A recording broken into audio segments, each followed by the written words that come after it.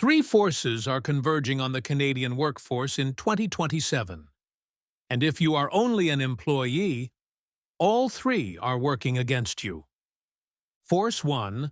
Artificial intelligence is eliminating or downgrading the jobs that once built the middle class. According to the World Economic Forum's Future of Jobs report, 2025, 41% of employers globally plan to reduce their workforce due to AI automation by 2030. In Canada, statistics. Canada projects AI will affect the tasks performed in more than 40% of occupations.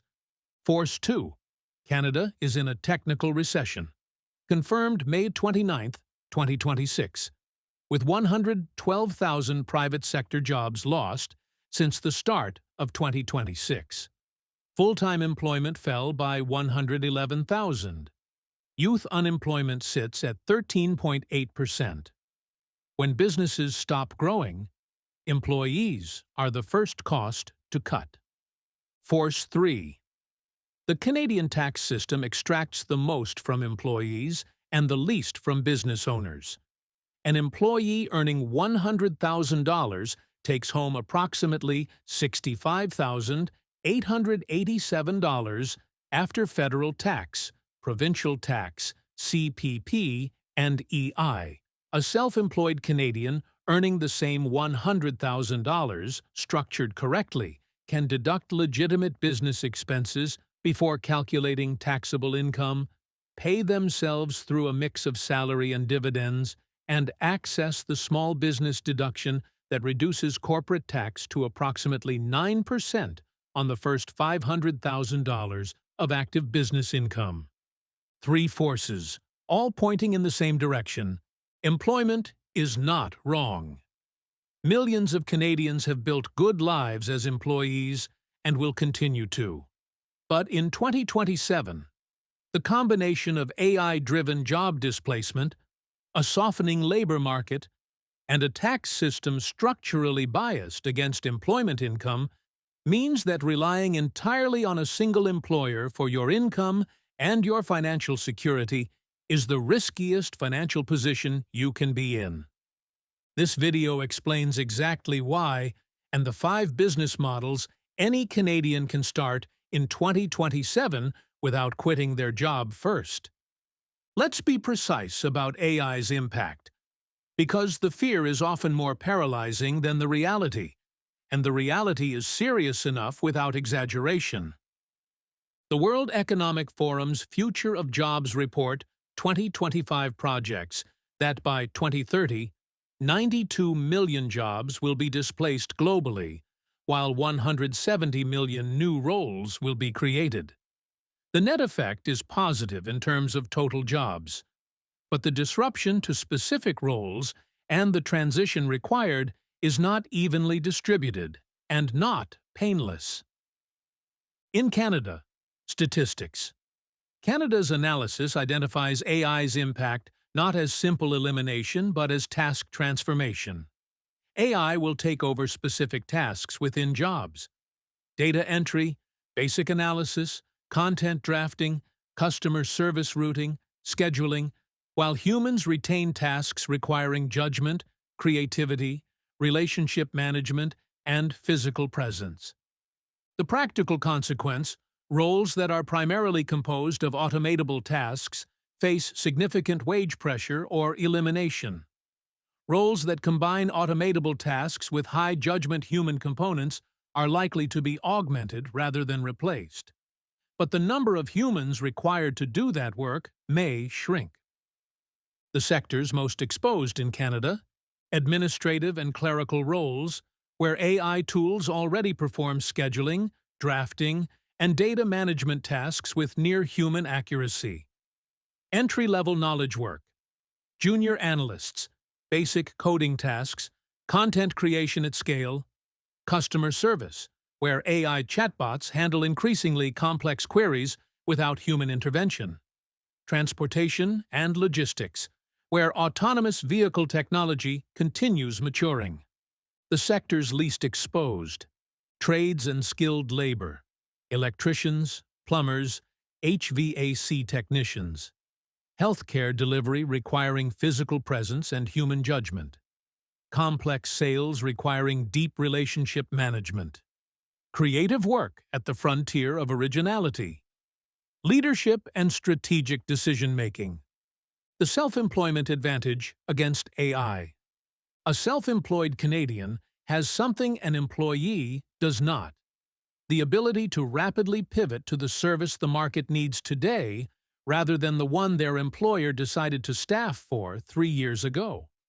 The most AI-resistant income sources are those that combine deep personal expertise, trust, and relationship with a client who has a specific high-value problem. These are precisely the characteristics of successful independent consulting, coaching, and service businesses. The employee who is made redundant by AI automation has one option: find another employer in a tightening market. The self-employed person has a different question: which of my skills serves a market that AI cannot yet replicate cheaply? That question has better answers than the first one. Action step: audit your current role. List every task you perform in a week. Mark each one: high AI substitution risk or low.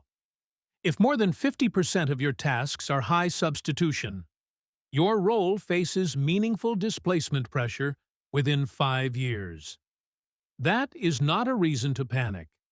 It is a reason to start building something alongside your employment today. Here is the financial argument for self-employment that most Canadians have never had explained clearly. Because the Canadian tax system is structured in a way that dramatically favors business owners over employees at almost every income level. The employee's tax reality at $100,000, as covered in the taxes video. A $100,000 salary in Ontario in 2026 results in approximately $34,113 in combined federal tax, provincial tax, CPP, and EI deductions. Take home approximately $65,887, or $5,492 per month. Every dollar is taxed before it reaches you. You have zero ability to deduct business expenses because you have no business. The self-employed sole proprietor at $100,000. A self-employed Canadian earning $100,000 in business revenue can deduct legitimate business expenses before calculating taxable income. Home office expenses, a portion of rent or mortgage interest, utilities, internet, vehicle expenses if used for business, professional development and education, equipment and software, business meals and entertainment, 50% deductible. Marketing and advertising, professional fees. If $20,000 in legitimate business expenses are deducted, taxable income falls to $80,000. At the effective tax rate on $80,000 Ontario income, take-home improves meaningfully. The expenses that existed anyway are now partially funded by the government through the tax deduction. The incorporated small business at $100,000. Incorporating a business adds the most powerful tax advantage. The federal small business deduction reduces the corporate tax rate to approximately 9% on the first $500,000 of active business income, confirmed for 2026. A combined federal-provincial small business rate in Ontario, approximately 12.2%. An incorporated business earning $100,000 pays approximately $12,200 in corporate tax, retaining $87,800 inside the corporation, compared to the employee who takes home $65,887 from the same gross income. The $87,800 inside the corporation can be reinvested in the business tax efficiently, paid out as a salary, deductible to the corporation, taxed personally at lower amount, paid as eligible dividends, taxed at lower personal rates with dividend tax credit. Retained to build corporate investment accounts. The salary dividend mix. A business owner can pay themselves a salary large enough to maximize RRSP room, 18% of salary. Then take the remainder as eligible dividends taxed at approximately 7.6% at $70,000 personal income. This income splitting with the tax system legally reduces the effective rate on business income far below what any employee can achieve. The CPP difference. An employee pays CPP at 5.95% of employment income. The employer also pays 5.95% on the employee's behalf, a cost the employer bears. A self-employed person pays both halves of CPP, up to approximately $8,068 in 2026. However, the self-employed person also deducts the employer half as a business expense, and incorporated business owners can structure compensation to minimize or control CPP contributions. Action step. Use the CRA's Business Income Tax Calculator to estimate your tax bill as a sole proprietor versus employee at your current income level. The difference, even before incorporation, is typically significant. For Canadians earning above $70,000, the case for incorporating is compelling from a pure tax perspective. Beyond taxes, there is a structural argument for self-employment that goes to the root of financial security. An employee has exactly one income stream, one employer. One decision, made by people who may never meet them, determines whether that income continues. In a recession with 112,000 private sector jobs lost, businesses closing above historical norms, and AI reducing headcount requirements, that single dependency is the most significant financial risk most Canadians carry. The self-employed Canadian can have multiple clients, multiple revenue streams, and multiple service offerings. No single client's cancellation eliminates all income. When one client reduces scope, the business owner finds another. When one service becomes commoditized by AI, the business owner pivots to the next one. Canada's self-employment rate sat at approximately 15.6% of the workforce, with over 2.7 million self-employed Canadians in 2023, according to Statistics Canada. That number has been trending upward, driven by platform economy growth, remote work normalizing independent contracting, and generational shifts in career preference. The gig economy in Canada is no longer a side hustle fringe. It is a structural feature of the labor market. Upwork's Canadian platform had over 800,000 Canadian accounts registered. Fiverr's data showed Canadian freelancer income growing substantially during the 2020 to 2023 period. The infrastructure for self-employment, payment processing, client acquisition, remote delivery, and digital marketing has never been cheaper or more accessible. The income ceiling difference. An employee's income is bounded by their employer's salary band, performance review cycle, and internal hierarchy. A self-employed Canadian's income is bounded by their ability to deliver value to clients, with no ceiling set by an HR department. A marketing consultant who charges $150 per hour and works 30 billable hours per week earns $234,000 per year, before the tax advantages of incorporation. An employee in a marketing role at the same level earns a market salary with a typical range of $70,000 to $120,000 in Canada, and pays the full employee tax rate on every dollar. The retirement building difference. A self-employed person who builds a profitable business owns an asset, the business itself. That asset can be sold. At sale, the lifetime capital gains exemption shelters up to $1,250,000 in gains, completely tax-free. An employee retires with whatever savings they accumulated. They have no business asset to sell. The business is the retirement plan. For many Canadian entrepreneurs, the sale of their business at retirement produces more wealth than 40 years of RRSP contributions. That exit option does not exist for employees. Action step: identify one service you could charge for based on your existing skills. Not a startup idea. A service. Something you know how to do better than most people.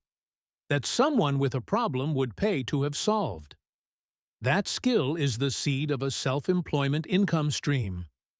Here are 5 specific business models, each suited to different skills and risk tolerances, that any Canadian can start in 2027 without quitting their job first. Model 1. Consulting or freelancing in your current field. The lowest risk entry into self-employment. Do what you already do, but for clients instead of an employer. A financial analyst becomes a freelance analyst on Upwork or through direct outreach to small businesses. A marketing professional becomes a marketing consultant, taking 1 or 2 monthly retainer clients. A software developer takes contract projects on top of their employment. Start with 5 to 10 hours per week outside employment hours. Build to your first $1,000 per month. Incorporate once revenue justifies it. The skill set is identical to your current job. The only change is who pays you and how much of it you keep. Model 2. Digital products and online education. If you have deep expertise in any area, personal finance, fitness, a trade skill, a language, a software tool, you can package that knowledge into a course, an ebook, a template, or a coaching program. Once created, digital products generate income without proportional additional time. In Canada, in 2026, platforms like Teachable, Gumroad, and Kajabi allow any Canadian to publish and sell digital products globally with minimal upfront cost. A financial planning template that sells for $29, sold to 500 Canadians per year, is $14,500 in income on something created once. Model 3. Service business in a skill shortage trade. Canada has a significant shortage of skilled tradespeople: electricians, plumbers, HVAC technicians, carpenters. These roles are low AI substitution risk, command strong hourly rates, and have high demand driven by Canada's housing construction requirements.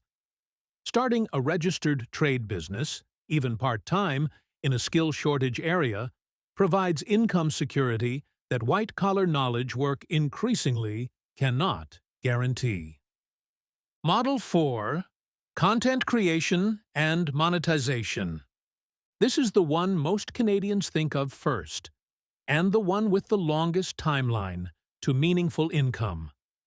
A Canadian YouTube channel, podcast, newsletter, or social media presence that builds an audience around a specific topic: personal finance, real estate, fitness, parenting, careers, can generate advertising revenue, sponsorships, and product sales. The timeline to meaningful income from content is typically 12 to 24 months of consistent effort. It is not a fast path, but it is a compounding one. Content built today generates income indefinitely. This channel is proof of the model. Model 5. Real estate or investment income. Building an asset column that generates passive income through dividend ETFs in a TFSA, rental income from a property, or REITs, is the ultimate self-employment. Income that requires no active delivery of service. This is the long-game version of self-employment. It takes years to build, but creates the most durable income source of any of the 5 models. For most Canadians, the realistic 2027 path is Model 1 or Model 2 as the starting point, building income alongside employment, while Model 5 develops in the background through consistent, TFSA investment. Action step. Choose one of the 5 models. Not the most ambitious one, the most realistic one given your current skills, time available, and risk tolerance. Set a revenue target for 12 months from today. Your first $500 per month. That is the proof of concept. Everything else scales from there. The most common mistake Canadians make when deciding to start a business. They quit their job first.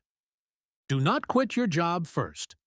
Build the business alongside your employment until it reaches a specific revenue threshold, typically 50% to 75% of your employment income, before making the transition. This approach provides financial stability, removes the desperation that causes poor business decisions under cash pressure, and allows you to test the business model without existential risk. The Parallel Build Framework. Phase 1. Validate. Months 1 to 6.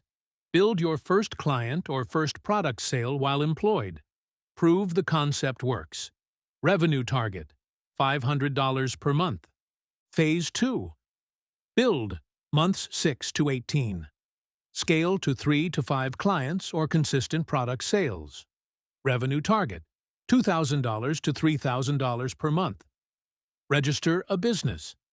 Open a separate business bank account. Track all expenses. Phase 3. Incorporate. When revenue exceeds $50,000. At $50,000 in business revenue, the tax savings from incorporation typically justify the cost. Consult a CPA familiar with small business. The savings at this revenue level often pay for the incorporation costs multiple times over in the first year alone.